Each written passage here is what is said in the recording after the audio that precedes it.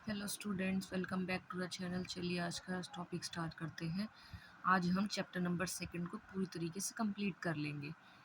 Exercise 2.1 से start करेंगे क्योंकि 2.1 में आपका सिर्फ एक क्वेश्चन है कि यूजिंग ग्राफ आपको ज़ीरोस बताने हैं। तो मैंने कल ही बताया था कि जब हम ग्राफ से ज़ीरोस निकालते हैं तो बस हमें वहाँ पर ये देखना होता है कि हमारी एक्स एक्सिस पे ग्राफ टच हो रहा है या नहीं। तो पहले वाले में एक्स एक्सिस पे बिल्कुल भी कोई पॉइंट नहीं है, तो इसलिए इसका कोई ज़ीरो नहीं होगा। सेकंड में एक पॉइंट पे टच है तो ये एक ज़ीरो हो गया।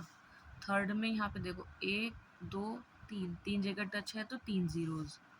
फोर्थ वाले में 1 2 3 4, फोर जगह टच है तो फोर ज़ीरोज़।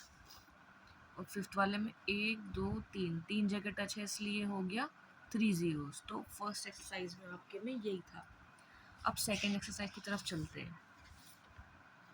सेकेंड एक्सरसाइज में यहाँ पे हमको ये क्वेश्चन इम्पॉर्टेंट है थोड़ा सा। क्या बोला है कि कोफिशिएंट्स और ज़ीरोस के बीच में यहाँ पर रिलेशन बताना होता है। अब ज़ीरोस तो हमें पता है, हमारे पास दो ज़ीरो हैं तो अल्फ़ा बीटा होंगे। और कोफिशिएंट्स क्या हैं, ये जो हमारे जैसे हमारे पास एक इक्वेशन है ax² + bx + c। तो इसके जो कोफिशिएंट कौन होता है, जो वेरिएबल के साथ लिखे होते हैं। तो कोफिशिएंट में हमारे a b और c आते हैं।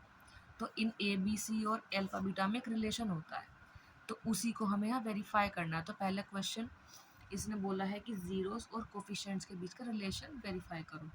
तो फॉर दैट हमें सबसे पहले इसके ज़ीरोस फाइंड करने पड़ेंगे। तो ज़ीरोस हम अपनी स्प्लिटिंग मिडिल टर्म से फाइंड करेंगे। देखो क्या है क्वेश्चन, x² - 2x - 8। तो 8 के ऐसे फैक्टर ढूंढने होंगे जहाँ पे डिफरेंस करके 2 आना चाहिए। तो 8 के दो फैक्टर है 4 और 2, लेकिन यह माइनस है तो 4 पे आप माइनस लगाओगे और 2 पे प्लस लगाओगे। तो ये बन गया x² - 4x + 2x - 8 = 0। तो इसका मतलब अब यहाँ x² है या 4x है, तो इन दोनों में से हमने x कॉमन ले लिया क्योंकि एक x यहाँ पर भी आ रहा है और यहाँ पर भी आ रहा है। जब हमने एक x बाहर निकाला तो अंदर बचेगा x - 4 और प्लस अब इन दोनों में से क्या कॉमन निकालेंगे 2, क्योंकि 2 के टेबल में 8 आता है हमारा 4 टाइम्स। तो जो अंदर वाला ब्रैकेट है वो सेम हो गया और जो बाहर लिखे हैं वो एक दूसरे ब्रैकेट में आ गया। =0 हमारा चल ही रहा है, तो या तो ये 0 होगा या फिर ये 0 होगा। जब इसको आप 0 के इक्वल रखोगे तो यहाँ -2 आ जाएगा और इसको 0 के इक्वल रखोगे तो यहाँ पे 4 आ जाएगा। अब सम ऑफ ज़ीरोस करेंगे। Sum of zeros is equal to -b/a होता है हमारा, ये इसका वो है रिलेशन।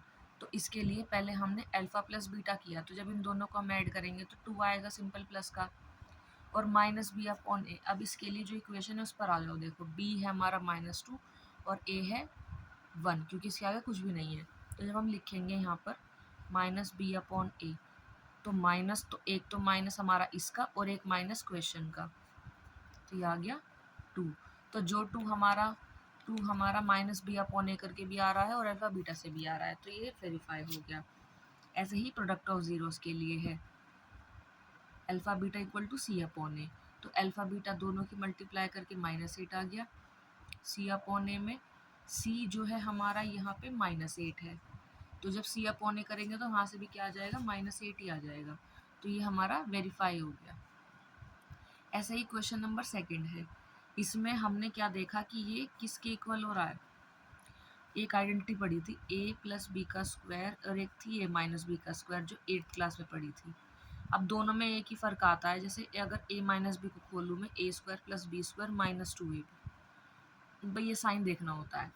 अगर यहाँ प्लस है तो यहाँ प्लस, यहाँ पर प्लस है तो यहाँ प्लस आएगा, यहाँ माइनस है तो यहाँ। तो यहाँ हमने इस वाले फॉर्मूले के हिसाब से इसको खोल लिया। जैसे 4x को 2x का होल स्क्वायर लिख सकते हैं और 1 को 1 का स्क्वायर, तो बीच में 2a भी चाहिए, तो 2 × 2x × 1 हो जाएगा। अब यहाँ माइनस है तो ये हो जाएगा 2x - 1 का होल स्क्वायर। जब इसके इक्वल रखेंगे तो x की जो वैल्यू आएगी 1/2 1/2। तो इसमें भी हमने सिमिलरली इसी तरीके से अल्फ़ा प्लस बीटा को निकालेंगे पहले और -b/a को निकालेंगे, दोनों वैल्यू हमारी सेम ही आएंगी, ठीक है ना।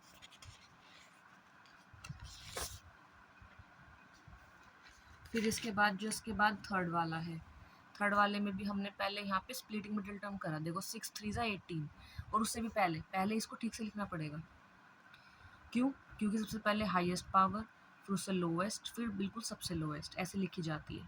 फिर 6 3 ज़ा 18, अब 18 के ऐसे फैक्टर ढूंढने हैं जिसमें माइनस या प्लस करके 7 आए। अब माइनस प्लस करके तो नहीं आएंगे, तो माइनस करके ही आया 9 और 2।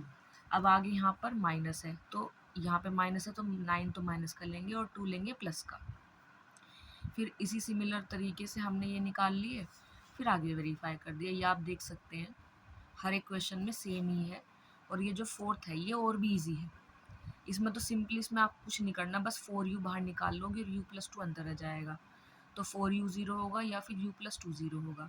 तो u 0 हो गया या u-2 हो गया। फिर आगे सिमिलर केस हो गया सारा का सारा। तो ये तो सारे क्वेश्चन हमारे एक ही तरीके के हैं, बिल्कुल ईजी तरीके से, है ना।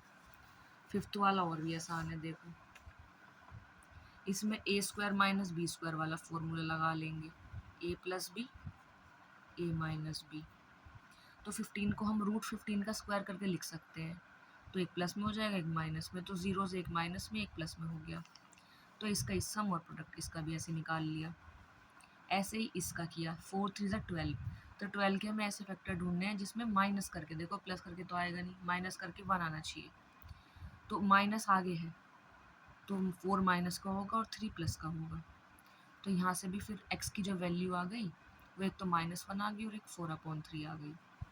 तो यहाँ फिर भी हमने भी यहाँ पे भी सिमिलर केस से कर लिया, ठीक है ना। अब आ जाओ फटाफट क्वेश्चन नंबर 2 पे। ये आ जाता है पेपर में, यहाँ तो इजी है लेकिन एग्जाम में थोड़ा बहुत चेंज करके देंगे बस। यहाँ इसने बोला है कि हमको एक क्वाड्रेटिक इक्वेशन बनानी है जिसमें सम और प्रोडक्ट ऑफ जीरोस गिवन है। मतलब ये तो सम है, ये प्रोडक्ट ऑफ जीरोस है। तो इसकी इक्वेशन याद कर लेना, इसी में पुट करके हम इजीली इक्वेशन बना लेते हैं।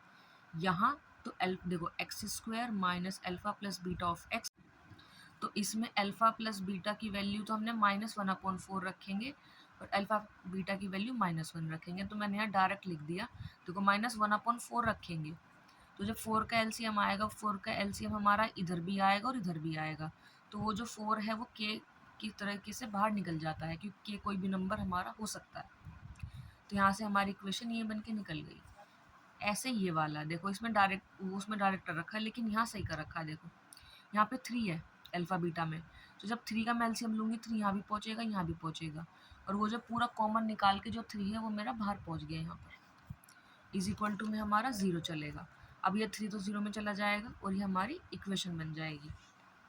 ऐसे ही ये वाला है, इसमें कुछ नहीं है क्योंकि यहाँ पॉन में कुछ भी नहीं है, तो 1 रख लेंगे बाहर।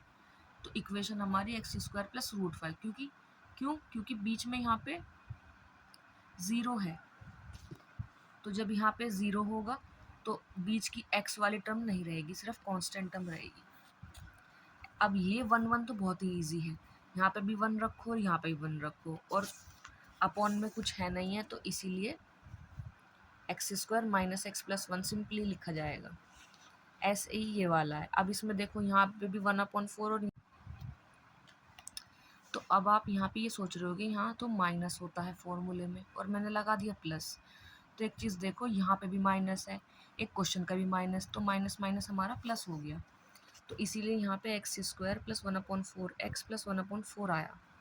तो इसका जब एलसीएम लेंगे तो यहाँ तो 4 तो है ही, बट यहाँ नहीं है, तो यहाँ आ जाएगा 4x² + x + 1 = 0।